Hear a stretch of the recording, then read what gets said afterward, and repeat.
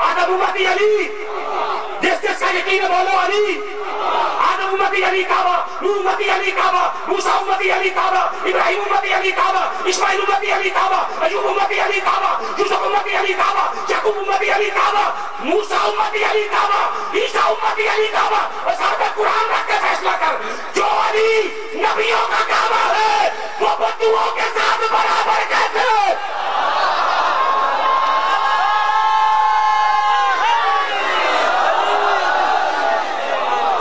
کاش دنیا علی ولی اللہ پڑھ لیتی۔ رب مصطفیٰ کی قسم کربلا، محمد رسول اللہ کے منکروں نے حسین کو نہیں مارا، حسین کو مارا ہے علی ولی اللہ کے منکروں۔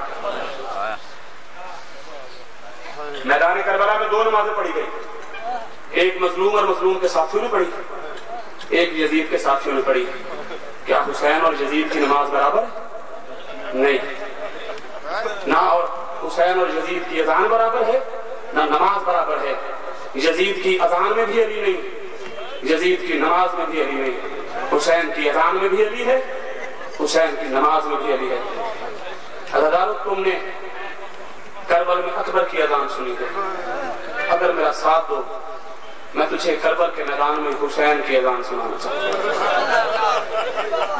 ہوں۔ بطول تم پہ راضی رہے، شام کا وقت ہے، مسافر شام تم سب پہ راضی رہے۔ یہ اذان حسین نے 2 محرم کو نہیں دی، 4 کو نہیں دی، 5 کو نہیں دی، 6 کو نہیں دی، 10 کو بھی نہیں دی۔ یہ اذان اس وقت دی ہے جب علی جیسے شریف امام کے سامنے قرآن نہ پڑھنے والی ساری رات یتیم اکٹھے کر کے امت سے اجر رسالت وصول کرتے رہے۔ کڑیاں زنجیر پہن کے چلی گئی مسافر شام، سجاد اور سکینہ کو لے کے شام فتح کرنے۔ بے غیرت نے بھیجا ہے ایک بے غیرت کہ جا کے دیکھ بطول کا گلشن صحیح جوڑا ہے۔ اس نے آ کے کیا دیکھا ہے؟ کہیں علی اکبر کا جنازہ کہیں لاشا علی اکبر ہے، سینے میں برچی ہے، کہیں قاسم سے ٹکڑے، کہیں عباس کے بازو، کہیں محمد کی پشت کا سوار ریت پہ ٹکڑوں میں تقسیم پڑا ہے۔ یہ بے غیرت سو گیا ہے، سحری کا وقت ہوا ہے، اس کے کانوں میں آواز پڑی اللہ اکبر۔ جاگا ہے، اٹھا نہیں۔ اس نے کہا دور کسی بستی کا مسلمان اذان دے رہا ہے، یہ لیٹا رہا ہے، آواز ہے یشہد ان لا الہ الا اللہ، لیٹا رہا، آواز ہے یشہد ان محمد رسول اللہ، یہ لیٹا رہا، آواز ہے یشہد ان علی ولی اللہ، تڑپ کے اٹھا ہے، میدان کو بھاگا ہے۔ بے غیرت سوچ رہا تھا کل تو علی کے 9 بیٹے مارے، ہائے کربل میں علی کے 9 بیٹے مارے گئے۔ ہزاروں 9 بیٹے علی کے کربلا کی خاک کھا گئی۔ کربلا میں علی کے 9 بیٹے مارے گئے، حوصلہ نہیں زینب کا جس کے سامنے 9 بھائی مارے گئے۔ 9 بیٹے علی کے مارے گئے، پوتے علی کے مارے گئے، نواسے علی کے مارے گئے۔ میں دیکھوں تو صحیح اذان کون دے رہا ہے؟ عزادارو، وہ پتھروں کا ڈھیر جس پہ شام غریبہ سکینہ کو نیند آ گئی تھی اپنی جگہ سے ہٹا ہوا تھا۔ تو نے آج تک یہ سنا ہے کہ نو کے نیزہ پہ حسین کا سر قرآن پڑھتا رہا، بازار میں سر نے قرآن پڑھا ہے، کربلا میں کھڑا اذانیں دیتا رہ گیا۔ عزادارو، یہ حسین نے اذان اس لیے دی تھی، اور مجھے رونے والوں علی ولی اللہ نہ بھولنا۔ بس عزادارو، آخری جملہ اور اجازت، سفر کی مجلس، چہلم کی مجلس، کوئی لمبا مضمون نہیں پڑھنا۔ میں نے غریب کی بیٹی قبر پہ غریب کے بیٹے کی آمد پڑھی، مل گئی رہائی۔ کوئی یزید کو نبی کی زیارت نہیں زیارت ہوئی۔ سفیر روم عام انسان نہیں تھا، وہ حضرت عزیر کا پوتا تھا، 70ویں پشت۔ اسے خواب میں ملے نبی اللہ، دیکھنا میری جانب ہے خدا کی، نبیوں کا نبی ملا۔ تو نے آج تک یہی سنا ہے، خواب میں نبی نہیں ملے۔ عزیر کے پوتے سفیر روم کو رسول اللہ کی زیارت ہوئی ہے۔ اس نے پوچھا ہے کسی مسلمان سے، درباری سے، کہ میں تو عیسائی ہوں، تمہارا رسول میری خواب میں کیوں آیا؟ توجہ ہے، تمہارا رسول میری خواب میں کیوں آیا؟ اس نے کہا دربار میں نہ پوچھ، دور لے جا۔ دور جا کہتا ہے یہ بتا، وہ جو قیدی اس قید خانے میں ہیں جس پہ چھت کوئی نہیں ہے، تو نے ان قیدیوں کی کوئی مدد کی ہے؟ اس نے کہا اور تو کوئی مدد نہیں کی۔ کل جب پیشی کے لیے قیدی لائے گئے، ایک چھوٹی سی بچی تھی نا، جس کے گلے کی رسی تنگ تھی، وہ کبھی دایاں رکھتی تھی بایاں اٹھاتی تھی، کبھی بایاں رکھتی تھی دایاں اٹھاتی تھی۔ میں نے یزید کو اتنا کہا تھا، یزید یا مقدمہ سن یا قیدیوں کو واپس بھیج دے۔ میری یہ بات سن کے قیدی واپس کر دیے گئے۔ اس نے کہا اسی لیے تجھے نبی ملے ہیں۔ کہا ان قیدیوں سے نبی کا کیا تعلق ہے؟ وہ کہتا ہے یہ عام قیدی نہیں، یہ محمد کی اولاد ہے، یہ مبالے والی بطول کی بیٹیاں ہے، یہ مبالے والی بطول کی پوتیاں ہے۔ کیونکہ یہ روم کا سفیر تھا، اسے غصہ آیا ہے، یہ اندر آیا ہے۔ منت کر رہا ہوں، مجھے یقین ہے حسین کو رونے والا شراب نہیں پیتا، لیکن اگر کسی نے غلطی سے پی بھی لی ہے آئندہ نہ پینا، اس شراب نے بڑا نقصان کیا ہے۔ بے غیرت شراب پی رہے تھے، مدور کی بیٹی کہتی تھی مجھے چادر دے دو، میں زہرا کی بیٹی ہوں۔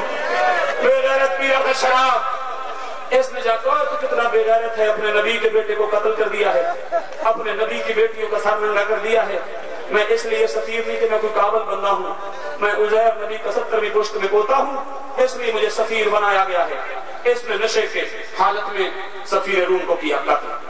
بادشاہ روم کو پتا چلا ہے کہ میرا وہ سفیر جو نبی کا پوتا ہے قتل ہو گیا ہے۔ اس نے سے پیغام بھیجا، یزید تو نے میرے نبی کے پوتے کو مارا ہے، میں معاف کر سکتا ہوں، لیکن مجھے پتا چلا ہے جس بطول کے مباہلے میں آنے پر عیسیٰ نبی نے عیسائی علماء کو جھڑکا تھا کہ تمہاری جرت نے میری ماں ناراض کر دی ہے، اور میری ماں نے کہا عیسیٰ تیرا کلمہ پڑھنے والے کیسے ہیں، اور میری آقا دادی کو چل کے آنا پڑا ہے، اور اگر مجھے پتا چلا ہے کہ تیرے قید خانے میں بطول کی بیٹیاں قید ہے، میں آ رہا ہوں تیرے قید خانے دیکھنے، اگر تیرے قید خانوں میں بطول کی بیٹی ہوئی میں تجھے قتل کر دوں گا۔ اس نے ڈر کے رہائی دی ہے۔ بس ادادارو پڑھ لیا میں نے جتنا پڑھنا تھا، قافلہ ہوا ہے تیار۔ یا زینب نے کہا ہے سجاد اس کی قبر پہ نہیں جائے گا؟ اماں کس کی قبر پہ؟ کہا جو تیری گود میں بیٹھ کے پوچھتی تھی سجاد پرندے کہاں سے آ رہے ہیں، تو رات کو کہتا گھروں کو جاتے، وہ رو کے کہتی تھی سجاد ہمارا کوئی گھر نہیں رہ گیا۔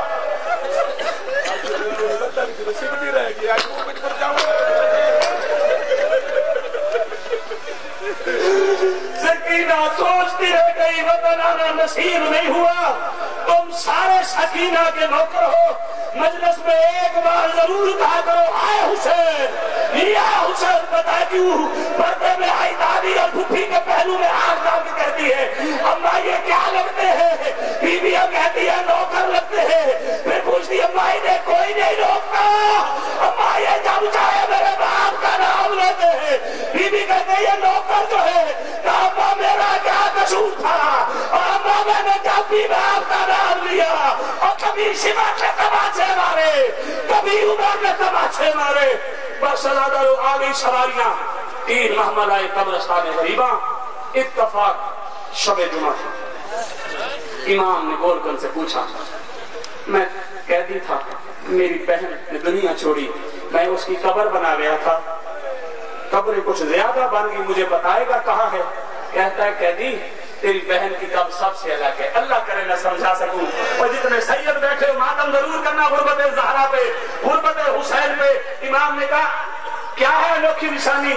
کہتی دیکھ نہیں رہا آج شب جمعہ ہے، ہر قبر پہ چراغ بل رہا ہے، ہر قبر پہ چراغ روشن ہے، اور جس کی قبر پہ کوئی چراغ نہیں وہ تیری بہن کی قبر ہے، اور تمہارا جو اس دنیا میں ہے کوئی نہیں۔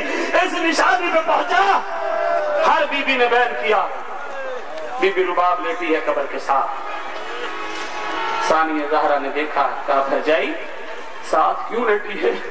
کہا بی بی خود بتاؤ، اصغر کربلا رہ گیا، اس نے شام پسند کر لی، اور میں اس کی قبر کو گلے لے لوں پھر تو مجھے نصیب نہیں ہوگی سکینہ۔ ساری بیویاں چلی گئی، بہت گئی محملوں میں۔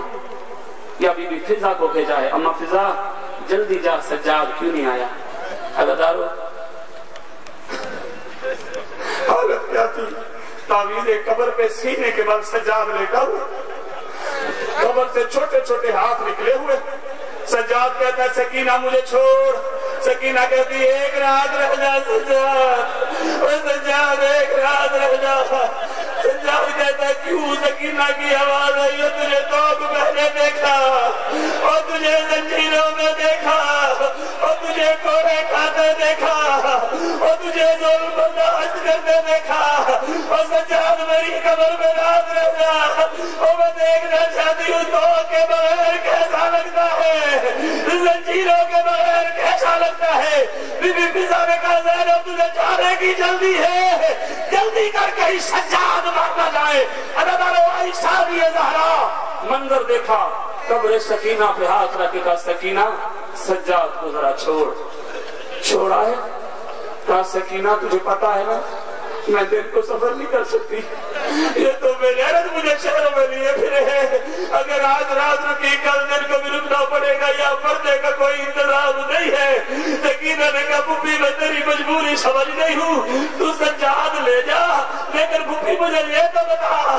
پھوپھی میرا کون ہے پھوپھی تم بدلوں والے چلے جاؤ گے پھوپھی میری تو قبر میں بھی کوئی نہیں آئے گا اللہ جانے حسین کی بیٹی نے کیسے ماتم کو سینے میں ہاتھ مار کے کو ہائے زہرا تیرا مقدر اللہ جانے غریب کی بیٹی نے کیسے دم سے کہا صدیقہ کی صدیقہ بیٹی نے ہاتھ رکھ کے کہا اور سکینہ اور میں بطول کی بیٹی ہو کے وعدہ کرتی ہوں اور سجاد کو مدینے پہنچانے میں